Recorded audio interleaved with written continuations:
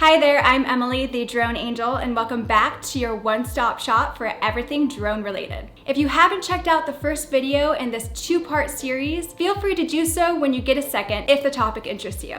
I discuss the pros and cons to being a freelance drone pilot, drone job opportunities out there, and recommendations for when you're first starting out in this ever-growing industry. Now that you have a better idea of what type of drone field you want to pursue, I'm going to discuss how to determine your client, establish your value as a brand, and how to price yourself in this ever-growing field. I'm sharing these tips based on my own experiences, and I'll provide real-life examples to help you better understand what you're up against. I'm going to use the running example of real estate for this video. It might be resorts for you, but you can apply a lot of this advice to other drone fields. But before we jump into it, please hit the subscribe button below so you can be notified when new videos go up.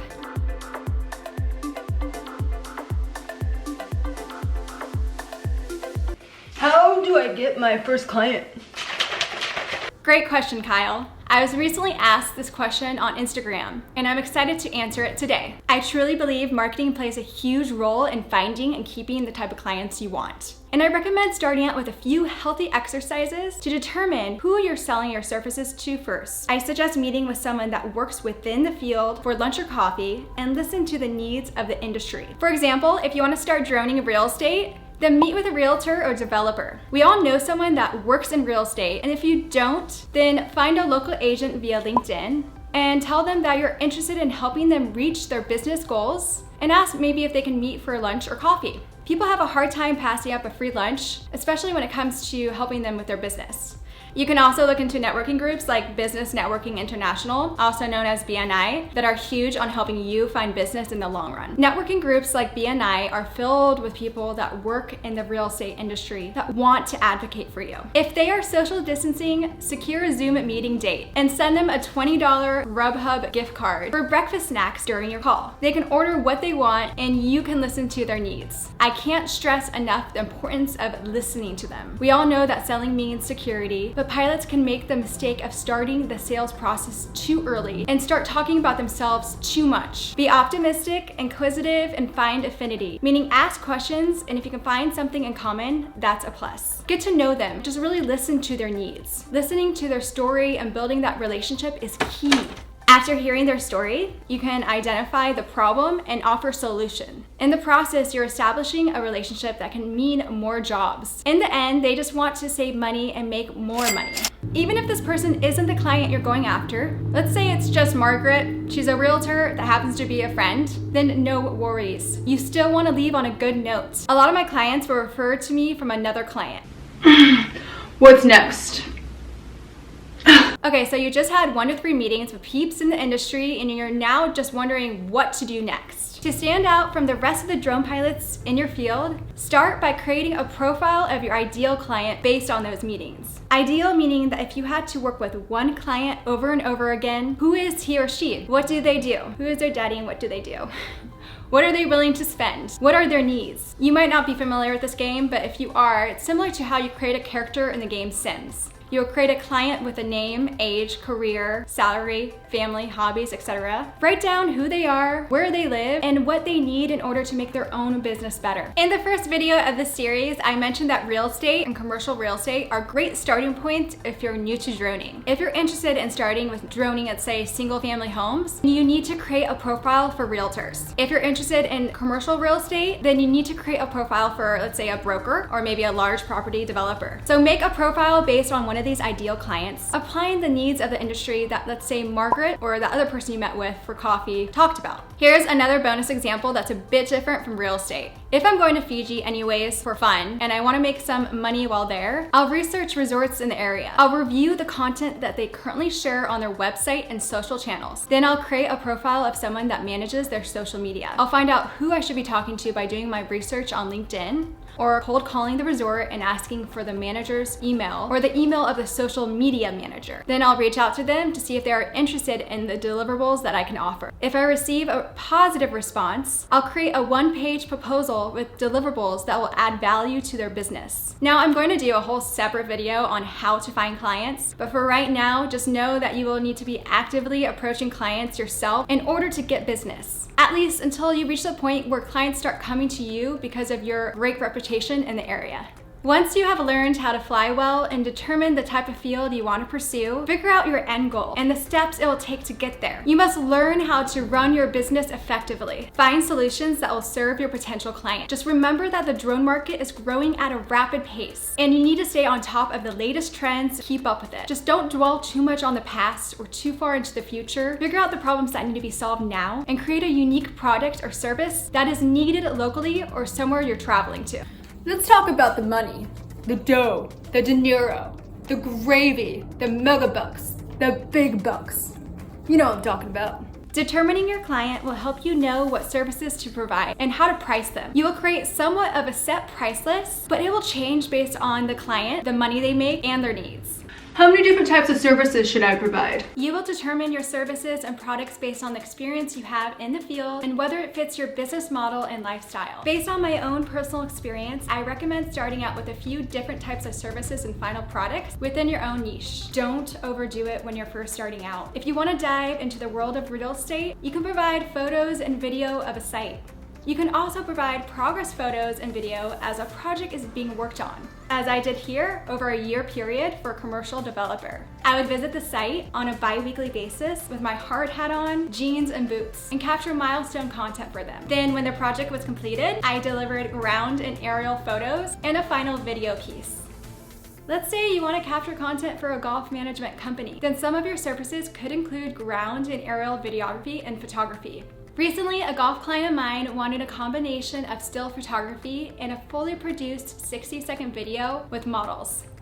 You might be approached to capture different types of content, including ground content. And if you don't have that experience of shooting ground content, and maybe you don't want to learn how to shoot ground content, then I highly recommend teaming up with someone in the industry that knows how to. And that way you can offer like a package deal where they capture the ground footage and you can capture the aerial. Otherwise, I highly recommend just make it a habit of learning how to better your craft and be able to provide ground and aerial services. Now, this might not apply to some drone fields, but once you establish your services, I recommend creating packages, unless it's a custom project that requires unique deliverables. Packages are your friend and they give your clients multiple options to pick from. You want to make sure to simplify the descriptions. If you create packages, I recommend creating at least 3 to 5 packages based on the specific type of project, since people are more likely to pick the middle option. For example, if you're capturing content for a golf management company, you could offer these type of packages. You can see that the prices change as more deliverables are added. Not every client will want a package to pick from. Some will just know what they want from the start, and you will have to provide a custom price based on the deliverables that are needed. Your pricing and packaging model will likely change, but I suggest picking 1 or 2 of these models below to make it easier to communicate with potential clients and to also make your life easier when you're first starting out.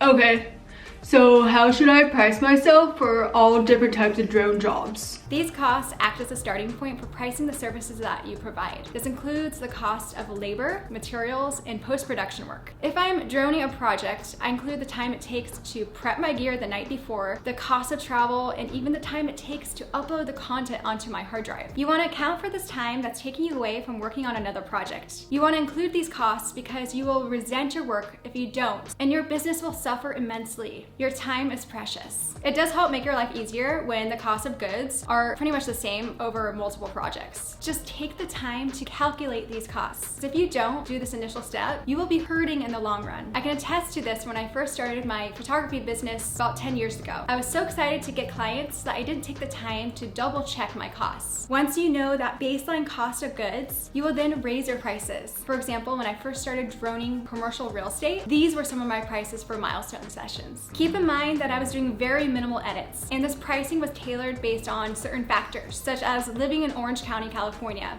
where the cost of living is higher than, let's say, in the Midwest. My real estate prices were slightly lower, which meant I had to do more volume. I would price my milestone commercial photography jobs between $300 to $1,000 based on different variables such as travel time, how often I would visit the site, and really the size of the site. More times than not, these jobs required little post-production work since I would just upload the content onto a site for the developer to show to his investors. However, if you include video production in your services, the price can jump up significantly. An aerial video video combined with moving interior shots typically runs anywhere from $1,000 to $8,000. These prices were based on my local market at the time. You should assess the market in your city to determine the right price. Also, don't devalue yourself. Account for the time it takes to prep your gear, travel, shoot, and then post-production work. Time is money, people. You want to analyze the market prices based on similar services and products. I suggest just looking at the average prices from a local level. For example, prices in Orange County, California greatly differ from a small Midwest town. The price of services have to be higher in OC since the cost of living is so high. Here's a great exercise. Find 5 to 10 local competitors that share their prices online or pretend to be a potential customer and ask for them. Based on those prices, be competitive but fair. If you provide something that is unique or stands out from the rest, then don't be afraid to charge more.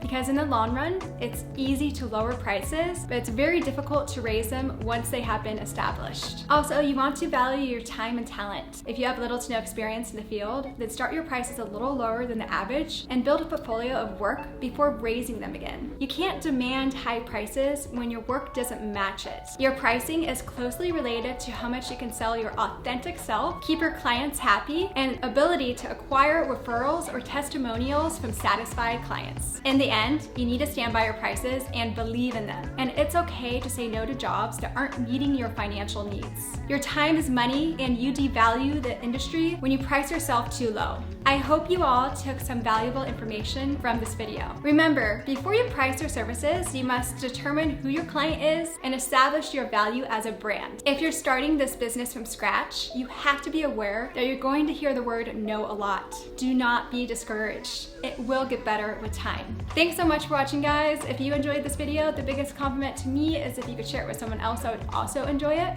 Of course, hit subscribe to stay up to date on new videos, and feel free to comment below if you have any drone related questions or stories to tell. If you're interested, I also do online educational consulting and hands-on workshops where I teach you how to fly over whales and dolphins. More information is on my website and in the links below. I'll see you in the next video.